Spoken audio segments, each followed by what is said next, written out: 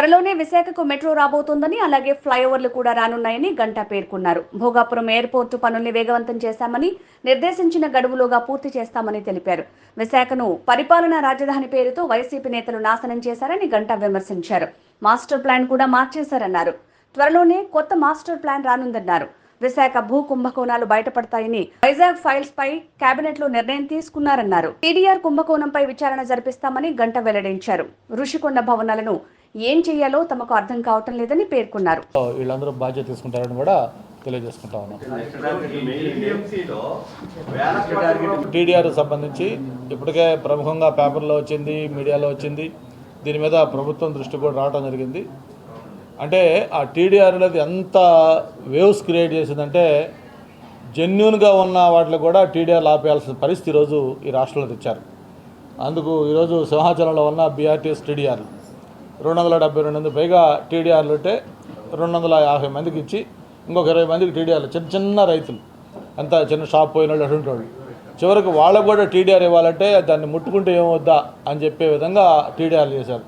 తణుకులో 100 కోట్లు కావచ్చు, లేకపోతే విశాఖపట్నంలో కావచ్చు, మొత్తం రాష్ట్రం మొత్తం దాని మీద మొన్నే మున్సిపల్ మినిస్టర్ గారు కూడా ప్రత్యేకంగా రివ్యూ చేశారు. మొత్తం దాని మీద ఎంక్వైరీ చేస్తూ ఉన్నారు. అప్పుడు దాకా కూడా కొత్త టీడీఆర్లు కూడా ఏమి టచ్ చేయొద్దని చెప్తే దీనికి స్పెషల్గా మళ్ళీ ఒక మీటింగ్ పెట్టి రిక్వెస్ట్ చేస్తే దీన్ని కన్సిడర్ చూస్తామని చెప్పారు. అంటే అంత స్కామ్ చేశారు. దాని మీద చాలా సీరియస్ లెవెల్లో ఎంక్వైరీ అవుతుంది. దాంట్లో ఎవరు బాధ్యులు ఉన్నారు, అధికారులు ఉన్నారా, ప్రజాప్రతినిధులు ఉన్నారా, లేకపోతే ఇంకా వేరే వ్యక్తులు ఉన్నారా, ఎవరున్నా కూడా ఖచ్చితంగా టీడీఆర్లు మీరు చూశారు. విశాఖపట్నంలో చివరికి జాలరపేట, లేకపోతే దస్పల్లా హిల్స్, అవి ఎప్పుడో జాలరపేట అంటే అది ఎప్పుడో మనం పుట్టక ముందు జాలరపేట ఉంది, దాన్ని కూడా టీడీఆర్లకి రెడీ చేశారంటే ఆ విధంగా జరిగాయి. ఆ ప్రభుత్వంలో ఏదో కాదేది కవిత కరాహంలాగా ఆ ప్రభుత్వం 5 ఏళ్ళు కూడా ఏది పట్టుకున్నా కూడా అది ఒక స్కామ్. నాట్ ఓన్లీ టీడీఆర్లు, ప్రతి దాంట్లో కూడా వాళ్ళు ఆ విధంగా చేశారు. దానికి అన్నీ కూడా ఈరోజు డీటెయిల్గా ఎంక్వైరీ జరుగుతుంది. దాని మీద యాక్షన్ తీసుకున్నాం. ఒక్కొక్కరు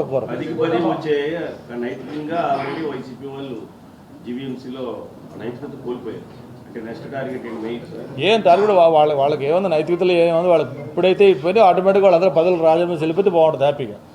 వాళ్ళకి ఇంకా అసలు ఏముంది, ఇంకా ఇప్పుడు మొన్న ముఖ్యమంత్రి గారు 40 మంది కలిసారు పోయి, మీరే అందరూ చూశారు కదా. మరి అక్కడ ఓట్లే 30 ఓట్లు పడ్డాయి. ముఖ్యమంత్రిని కలిసిన తర్వాత కూడా ఆయన నమ్మకం కలిగించలేకపోయాడంటే ఇంకేముంది అక్కడ ఆ పార్టీ. నేను అంతకుముందు చెప్పాను మీకు, నేను అది సింకింగ్ బోట్ అని చెప్పా. నేను అది అప్పుడు చెప్తుంది మునుగుతున్న పడవ అని చెప్పాను. నేను ఎలక్షన్లో అది మునిగిపోయింది పడవ. సో ఒకప్పుడు వైఎస్ఆర్ పార్టీ ఉండింది అని చరిత్రలో ఉండడానికి పనికొస్తుంది. ఇప్పుడు నాట్ ఓన్లీ మేయర్, ఇప్పుడు ప్రభుత్వం మారిన వెంటనే అదొక ఆనవాయితీ ఏంటంటే, ఇక ప్రభుత్వం మారిందంటే ప్రజలు ఆ ప్రభుత్వం గత ప్రభుత్వానికి వ్యతిరేకంగా ప్రజలు స్పష్టంగా తీర్పిచ్చారు. ఆ తీర్పు కూడా మామూలు తీర్పు కాదు, ఇది ఒక ల్యాండ్ స్లైడ్ విక్టరీ, ఎవరు చరిత్రలో ఊహించిన విజయాలు. అటువంటి వచ్చిన తర్వాత ఓకే, మనమైతే వాళ్ళని డిమాండ్ చేయట్లా, ఎందుకంటే వాళ్ళు ఎలక్షన్లో గెలిచారు. సరే, ఎట్లా గెలిచారు అనేది వాళ్ళు ఏ విధంగా గెలిచారో మీకు మాకు తెలుసు అది. బట్ గెలుస్తున్నారు కాబట్టి మనం అట్లా, బట్ వాళ్ళకి నైతిక బాధ్యత వాళ్ళు చేసుకుంటారు. ఇంక ఇప్పుడు ఏ విధంగా ఫేస్ పెట్టుకొని 10కి 10 వాళ్ళు రూలింగ్లో ఉన్న కార్పొరేషన్లో 10కి 10 స్టాండింగ్ కమిటీ ఈరోజు కూటమి కలిసిన తర్వాత అప్పుడు ఆ మేయర్ కానీ లేకపోతే డిప్యూటీ మేయర్ కానీ లేకపోతే ఇంకోరు ఏ విధంగా చేయలేకపోయి కూర్చోగలుగుతారు. వాళ్ళకి నైతికత ఉండాలి కదా, వాళ్ళకి ముఖం చెల్లాలి కదా. ఏ విధంగా ముఖం పెట్టుకుంటారు అంటే వాళ్ళకి మెజారిటీ లేదు, అర్థమైపోయింది కదా. 66 మంది కార్పొరేటర్లు అవుట్ ఆఫ్ 97 వాళ్ళకి వ్యతిరేకంగా ఉంటే అక్కడ మేయర్గా ఉండి ఏ విధంగా వాళ్ళు పరిపాలన చేయగలరు, ఏ విధంగా వాళ్ళు చేయగలరు, అది వాళ్ళు ఆలోచించుకోవాలి. అది ఫ్లైఓవర్లు ఏవైతే మీరు కడతా ఉన్నారో, మెయిన్ ప్రధానమైన బాటిల్ నెక్స్ అనేటువంటి హనుమంతవాక సార్చండ్ జంక్షన్ మీ కాన్స్టిట్యున్సీలోనే ఉంది. అది చాలా ప్రాబ్లమేటిక్ గా తయారైంది. వాటికి ప్రయారిటీ ఇస్తారా, అన్నిటితో పాటు కంప్లీట్ చేద్దాం? ఇప్పుడు మొత్తం ఇది కాంప్రహెన్సివ్గా భోగాపురం ఎయిర్పోర్ట్ దాకా ఫస్ట్ ఫేజ్లో తీసుకుంటున్నాం. దాని మీద కన్సల్టెంట్ కూడా ఇవ్వడం జరిగింది. ఎక్కడెక్కడ ప్రధాన కోటలు ఉన్నాయి, ఎక్కడ మెయిన్ ట్రాఫిక్ ఇబ్బందులు ఉంటా ఉన్నాయి, వీటికి సంబంధించి దాని మీద ఒక కన్సల్టెన్సీ స్టడీ చేసి మొత్తం 12 ఐడెంటిఫై చేశారు. అందులో మీరు చెప్పిన మధురవాడ ఉంది, హనుమంతవాక ఉంది, ఇవన్నీ ఉన్నాయి. అవన్నీ కూడా ఫస్ట్ ఫేజ్లోనే కంప్లీట్ చేస్తాం.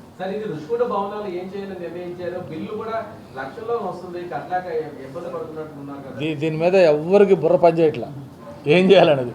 ఎందుకంటే అది తేలిక పనికి వస్తుందో అది చేసిన వాళ్ళ తప్ప ఎవరికి తెలియదు. అది ఏదైనా హోటల్ పెడదామంటే దాంట్లో రూమ్స్ లేవు, కానీ ఇంకేదైనా కన్వెన్షన్లా చేద్దామంటే పెద్ద ఒక 1000 మంది పట్టే హాల్స్ లేవు. లేకపోతే ఇంకోటి చేద్దామంటే ఇంకోటి లేదు. ఒక జగన్మోహన్ రెడ్డి గారు మళ్ళీ ముఖ్యమంత్రి ఆయన ఉండాలనుకున్నాడు తప్ప అది వేరే దేనికి ఏ పర్పస్ పనికి రావట్లేదు.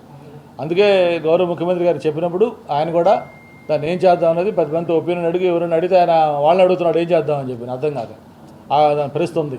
కాబట్టి దాని మీద డిసిషన్ తీసుకోవడం కొంచెం కష్టమే. త్వరలోనే అందరితో మాట్లాడి డిసిషన్ ముందు ఆయన అడగని చూద్దాం. ఆయనకి అన్ని ప్యాలెస్లు కదా. మున్సిపల్ పనుల విషయంలో గత ప్రభుత్వం అనైతికంగా వ్యవహరించింది. ఆస్తి మూలం మీద పనులు వేసుకుంటే కార్పొరేషన్ మొత్తం గుడ్లో ఉంది, కూటమి చేతికి వచ్చింది. ప్రజలు చాలా హర్షిస్తున్నారు. మీరు అన్ని నిర్ణయం తీసుకోవచ్చు. తప్పకుండా ఏదైనా విత్ హ్యూమన్ ఫేస్ చెత్త మీద పన్నేసి అలాంటి చెత్త నిర్ణయాలు తీసుకోం. డెఫినెట్గా కార్పొరేషన్ మీద కూడా మినిస్టర్ గారితో పాటు అందరూ ఉన్నారు, కార్పొరేటర్లు ఉన్నారు, ఎమ్మెల్యేలు అందరూ కూడా త్వరలోనే యాక్చువల్ మన మినిస్టర్ గారు వచ్చారు. అప్పుడు అనుకోకుండా కోడ్ ఉంది కాబట్టి ఆయన రివ్యూ కూడా చేసుకోలేకపోయారు. కోడ్ అయిపోయిన వెంటనే ప్రత్యేకంగా ఈ మున్సిపల్ మీద ఒక రివ్యూ పెడతా ఉన్నాం. అన్ని ఏ నిర్ణయం తీసుకున్నా ప్రజా ఆమోదంతో ప్రజా యోగ్యమైన నిర్ణయాలు మాత్రం ఉంటాయి తప్ప ప్రజా వ్యతిరేక నిర్ణయాలు ఏవి ఉండవు ఈ గవర్నమెంట్లో. చెప్తాం ఇంకా ఎట్లా డిసైడ్ అవుతుంది కదా ఈరోజు రేపట్లో. ఈరోజు ఏ లేదు టైం నా బిఫోర్ నామినేషన్స్ వైసీపీలో పెట్టారు కదా ఒక్కటే ఉంది వాళ్ళకి. ఇక్కడ మేము ఎవరిని పెట్టినా మేము గెలుస్తున్నాం. క్యాండిడేట్ ఎవరైనా గెలుస్తాం. సార్ 50 ఓట్లు తక్కువ ఉన్నప్పుడు కొప్పల గణపతిరావు గారి మీద పోటీ పెట్టలేదు అని 400 ఓట్ల వ్యత్యాసం ఉన్నప్పుడు ఎలా తెలుగుదేశం పార్టీ పోటీ పెడుతుంది? ఇది అనైతికమైన పోటీ కాకపోతే ఏంటనేది జగన్మోహన్ రెడ్డి గారు అడుగుతున్నారు, ఆ పార్టీ వాళ్ళు అడుగుతున్నారు. అందుకే నేను మీకు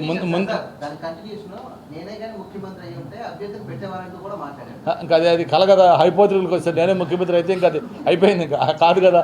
ఇప్పుడు నేను అందుకే నేను చెప్పాను రాజకీయాల్లో నైతికత లేకపోతే ఈ వాల్యూస్ వీటి గురించి జగన్మోహన్ రెడ్డి మాట్లాడారంటే దెయ్యాలు వేదాలు వచ్చినట్టు చెప్పాను. ఆయన అసలు ఫస్ట్ ఆయన వర్డ్స్ వాడడానికి ఆయనకి రైట్ లేదు. ఆయనకి ఎక్కడ ఉంది రైట్? మరి ఆయన ఏ విధంగా ఎలక్షన్లో 80% వచ్చింది ఫస్ట్ ముందు మీరు చెప్పండి మనకు తెలియదు. ఎలక్షన్లు ఎక్కడున్న డెమోక్రసీలో 30-35% ఏగ్రౌలు అయ్యాయా? వాళ్ళ నాన్న హయాంలు అయ్యాయా? అంతకుముందు మేము ముఖ్యమంత్రి కూడా మా హయాంలు అయ్యాయా? ఎక్కడన్నా మొత్తం ఏదో 2, 3, 4, 5 ఏకగ్రహాలు అవుతాయి. ఆ విధంగా ఎలా అయినాయి మీకు? అసలు దాన్ని పెట్టుకుని మేము ఆ నెంబర్ ఉందంటే ఎలాగా? ఇప్పుడు మీకు నెంబర్ ఉంది, నిన్న కార్పొరేషన్లో మీకు నెంబర్ ఉంది రైట్. మేము పెట్టాం, మేమేమైనా వాళ్ళు బలవంతంగా లాగామా లేదా కూడా చేసాం? అని ఉద్దేశం ఏంది? మేము బలవంతంగా గెలుచుకున్నాం కాబట్టి మీరు ఎక్కడ పోటీలు పెట్టకూడదు అన్నాడు. మరి నిన్న మేము మాకు యాక్చువల్ కార్పొరేషన్లో ఆ రోజుకి వాళ్ళు బలవంతంగా గెలిచిన కార్పొరేటర్లు ఉన్నారు. మరి నేను ఏమని 66 మంది మాకు వేశారు. మరి ఎందుకు ఇప్పుడు మేము వాళ్ళే లాగలేదు కదా. ఇప్పుడు పెడతారు సార్ క్యాండిడేట్ ఆల్రెడీ 5-6 పర్లేదు మనం slow and study mister rice కంగారు ఏ లేదు. రాష్ట్రంలోనే ప్రసిద్ధి చెందింది భీమిలికి ఒక ప్రత్యేక స్థానం ఉంది. అలాంటి ఈ భీమిలి ఒక ఎక్కువ తీర ప్రాంతం కలిగిన ప్రాంతం కూడా భీమిలి. అక్కడ టూరిజం ప్రత్యేకంగా అభివృద్ధికి మీ దగ్గర ఏమైనా మాస్టర్ ప్లాన్ ఏమైనా ఉందా? ఎస్, టూరిజంకి ప్రత్యేకమైన ప్రణాళిక ఉంది. టూరిజంతో పాటు ఐటీ వీటన్నిటితో పాటు నేను మీకు ముందు నుంచి చెప్తా ఉన్నాను, వైజాగ్ భోగాపురం ఇంటర్నేషనల్ ఎయిర్పోర్ట్ మధ్యలో ఉన్న హ్యాపెనింగ్ ప్లేస్. అదొక హైదరాబాద్ గచ్చిబౌలి, మాదాపూర్, కొండాపూర్ ఎలాంటి ప్రాంతమో ఈరోజు భీమిలి అనేది అలాంటి ప్రాంతం. ఐటీ పరంగా, టూరిజం పరంగా, లేకపోతే రియల్ ఎస్టేట్ పరంగా అన్నిట్లో కూడా అది హ్యాపెనింగ్ ప్లేస్. వైజాగ్కి ఈరోజు 100 మంది మైగ్రేట్ అయితే అందులో 80 మంది ఓన్లీ ఈ ప్రాంతంలోనే వస్తూ ఉన్నారు. అందుకే దానికి ఒక స్పెషల్ ఫోకస్ పెట్టాలని చెప్పాను. ఈరోజు మధురవాడ ఉంది, అది ఒక్కటే దాదాపు 2 లక్షల మంది పైగా ఓటర్స్ ఉన్నారు అక్కడ. అంటే దాని అంతా సపరేట్ ఒక మాస్టర్ ప్లాన్ కావాలి. దాన్ని ఇప్పటి నుంచే జాగ్రత్త చేయకపోతే అది ఒక బాంబే ధారావిలాగా స్లమ్స్ లాగా పరిస్థితుంది. దానికి అందుకని ఆ మాస్టర్ ప్లాన్స్ కానీ దానికి సపరేట్ ప్లానింగ్ అని చేయకపోతే ఇబ్బందులు వస్తాయి. దాని మీద ఆల్రెడీ మంత్రి గారితో మాట్లాడడం, ముఖ్యమంత్రి గారితో చెప్పాం, ఆయన కూడా స్పెషల్ ఫోకస్ పెట్టారు. Vizag to Bheemili beach road కూడా 6 లేన్స్ చేసి దాన్ని మొత్తం మనకి సాయంత్రం అయిందంటే అది మళ్ళీ ఒక నిర్మానుషుడు తయారవుతుంది. అలా కాకుండా దాన్ని కూడా ఒక ఈట్ స్ట్రీటు, ఎంటర్టైన్మెంటు, స్పిరిచువల్స్ ఇట్లా ఒక్కొక్క జోన్స్ కింద డిక్లేర్ చేసి దాన్ని సపరేట్గా డెవలప్ చేయాలని కూడా దానికి డిఫరెంట్ ప్లాన్స్ ఉన్నాయి. కన్సల్టెంట్స్కి ఇవ్వడం జరిగింది. ఇవన్నీ కూడా ఇప్పుడు ఎలక్షన్ కోడ్ అయిపోయిన వెంటనే జిల్లా హెచ్ఓడిస్తో మీటింగ్ పెట్టి మీకు మాస్టర్ ప్లాన్ ఏంటి, ఐటీ టవర్స్ ఎక్కడ రావాలి, టూరిజం ఏమేమి చేయాలి, లేకపోతే ఇంకా రియల్ ఎస్టేట్ ఏం చేయాలి, ఒక శాటిలైట్ టౌన్షిప్ అనుకుంటున్నాం, మిగతా ఇవన్నీ ఎక్కడ ఉండాలి, ఇవన్నీ కూడా మీకు త్వరలోనే అన్నీ అనౌన్స్ చేస్తాం. కూడా ఉన్న జెడ్పీటీసీలు ఎంపీటీసీలను కాపాడుకోవడం కోసం ప్రత్యేక బస్సుల్లోని విజయవాడ టు హైదరాబాద్, బెంగళూరు క్యాంపు రాజకీయాలు తెరదీసింది. ఎలా చూసారు సార్? మీరు ప్రలోభం పెడతారని అలా చేస్తారంటారా, లేకపోతే చేయకుండా చేయడానికి చేస్తారా? అంటే ఒకటమ్మా ఇక్కడ దీంట్లో ఒకసారి వాళ్ళు డిసైడ్ చేసుకున్నాక ఇనప సంఖ్యలు వేసుకుంటున్నా కూడా వాళ్ళు ఆగరు. వాళ్ళు తీసుకెళ్ళొచ్చు, కానీ లోపలికి వచ్చినా ఓటు వాళ్ళు చేయలేదుగా, వేయాల్సింది ఓట్లు మళ్ళీ వీళ్ళే కదా. మరి నిన్న జగన్మోహన్ రెడ్డి దగ్గర 40 మంది వెళ్ళారు కార్పొరేటర్లు, మరి ఇక్కడికి వచ్చి ఓట్లు పడలేదు మరి. కాబట్టి ఆ ప్రజల్లో మార్పు చూసిన తర్వాత వాళ్ళకి అర్థమైంది మనం ఎక్కడున్నాం, ఏం చేయాలి, మన ఫ్యూచర్ అంటే అర్థమైంది వాళ్ళకి. అర్థమైన తర్వాత ఆటోమేటిక్గా వాళ్ళందరూ కూడా ఇటువైపు ఇదవుతూ ఉన్నారు. ఆ విధంగా వాళ్ళు బిహేవ్ చేస్తున్నారు. ఇప్పుడు పాఠశాల విద్యా కమిటీల్లో రాజకీయాలు అనేవి ఎంతవరకు అవసరం? ఏం లేదు దీంట్లో గెలవాలి, అంటే కాదు కాదు దీంట్లో మనమే గెలవాలని కాదు. ఇప్పుడు ఏ ఎలక్షన్ అయినా చోట గెలవాలని కోరుకుంటే తప్పలేదు. కాదు ఎడ్యుకేషనల్ ఇన్స్టిట్యూట్స్లో రాజకీయాలు అనేది సంబంధం లేదు. But at the same time ఏమైపోయిందంటే అక్కడ డెవలప్మెంట్ చేసే ప్రతిదీ కూడా ఆ స్కూల్ కమిటీ ద్వారా చేయాలి. కాబట్టి స్కూల్ కమిటీ అనేది ఒక మంచి ఎఫెక్టివ్ పర్సన్ ఉంటే అన్నీ డెవలప్ చేసుకోవడానికి అవకాశం ఉంటుంది. కాబట్టి దాని మీద అందరిని పెట్టి ఎక్కడెక్కడ ఏ ఇబ్బందులు ఉన్నాయి ఏంటి అట్లా ఉన్నప్పుడు ఆ స్కూల్ కమిటీస్ ఎలక్షన్లో ఉండకూడదు అంతే. ఇప్పుడు మనం చేస్తాం అంతే. అదే పార్టీ క్యాండిడేట్లు ఏం కాదు, పేరెంట్స్ కమిటీ అది.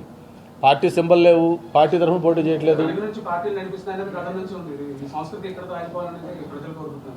పాఠశాలలో రాజకీయాలు ఎట్లా అవుతున్నాయి, దానివల్ల ఏంటంటే అందుకే కాదమ్మా. ఇప్పుడు అక్కడ తెలుగుదేశం క్యాండిడేట్ కాదు, జనసేన క్యాండిడేట్ కాదు, బీజేపీ క్యాండిడేట్ కాదు, పేరెంట్స్ కమిటీలే. కాకపోతే ఇప్పుడు ఆ పేరెంట్లు కూడా వాళ్ళు తెలుగుదేశం పార్టీకో వైసీపీ పార్టీకో ఒక పార్టీకో మనమందం ఉంటున్నారు అంతే. దాన్ని తప్ప ఈ పార్టీకి డైరెక్ట్గా సంబంధం లేదు. తల్లికి బంధనం పథకాన్ని విద్యా సంస్థ నుంచి కాకుండా వచ్చే తల్లికి బంధనం మీరు ఎంతో ప్రతిష్టాత్మకంగా చెప్పారు కదా, అది ఈ సంవత్సరం ఎవరు నెక్స్ట్ ఇయర్ ఇస్తారంటారు. ఎవరు చెప్పారు? వైసీపీ వాళ్ళు చెప్తారు. వాళ్ళదే అంతా ఫేక్ మాటలు, ఫేక్ ప్రచారం. వైసీపీ వాళ్ళు చేసేది ఏంటి, వాళ్ళు యాక్చువల్గా అయితే ఒక్కరికే అని చెప్పారు ముందు. దాని మీద మినిస్టర్ గారు క్లారిటీ ఇచ్చారు, ఒక్కరు కాదు ఖచ్చితంగా మేము యాజ్ పర్ మేనిఫెస్టో ఏం చెప్పాం అది ఇంప్లిమెంట్ చేస్తున్నామని. అలాగే మెగా డిఎస్సీ లేదన్నారు. ఏమైంది అని కాదు, వాళ్ళ పార్టీయే ఫేక్ పార్టీ అయిపోయింది, ఫేక్ ప్రచారాలు. Okay, thank you.